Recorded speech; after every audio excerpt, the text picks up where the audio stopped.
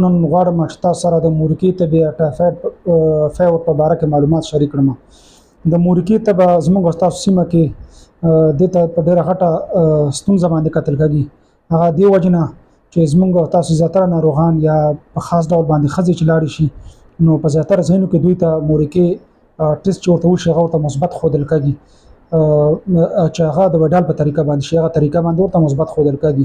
یا په سټپ باندې ورته وکړي انټي باډي طریقې هغه باندې ورته مثبت ښودل کېږي. نو دی وجنه زموږ تاسو خلک ډېر زیات په تشویش کې او کلونه دوی په دې کې د شمونه مورکا نه وځي.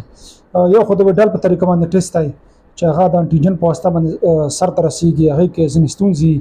یو ستونزه هغه د حرارت درجه چې هغه باید 2 درجو کې وساتل شي او زموږ تاسو حرارت درجه هر وخت 2 درجو منځ کې نه وي لابراتوارو کې ځکه چې دلته برق سیستم چې دا نشته او قیم کم دی شپې طرفه بیا غټه ستونزه بل دا خبره د ټیسټ چې په اوله سر کې منفي وي اوله یا دویمه ورځ به یا تر یوې اونۍ پورې دا مثبت نه ښودل کېږي. بل ستونزه کې دی کې وډال په طریقه کې چې هغه مشخصیت او حساسیت یعنی سپیسیفیسیټي او سنسیټیویټي ده چې آیا دا صرف د مورکي په تبه کې مثبت کېږي کو نه نور تبه کې مثبت کېږي نور ناروغي کې مثبت کېږي. نو دا کې د شپ نور ناروغي کې مثبت شي د وجنم دا ستونزه ده او بل دا چې مشخص دی پارانایزن وخت بل یو ناروغي هغه کوم د مثبت راتلی شي. بل کراس ریاکشن هم لري نه دا معنی چې نور ناروغي کې کوم بل ناروغي بدن کې او دا ټیسټ وکړي دا مثبت راځي د سره غلط مثبت یا فالس پوزټیو چورته کېږي دا ستونزه رامنځته کېږي. او یو ستونزه چې لابراتوارو غلا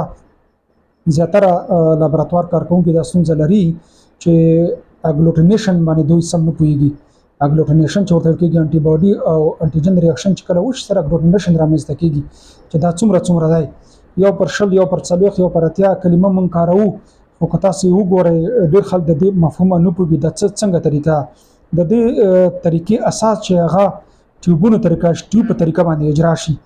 چې زیاتره موږ تاسو ته ګورو په لابراتوارونو کې دا د سلاټ د پاسه دا طریقه اجرا کیږي نو دینه ډېر غټه ستونزه رامنځته کیږي. بل دا زموږ تاسو خلک چې نور ناروغي سره یا بلد نه دي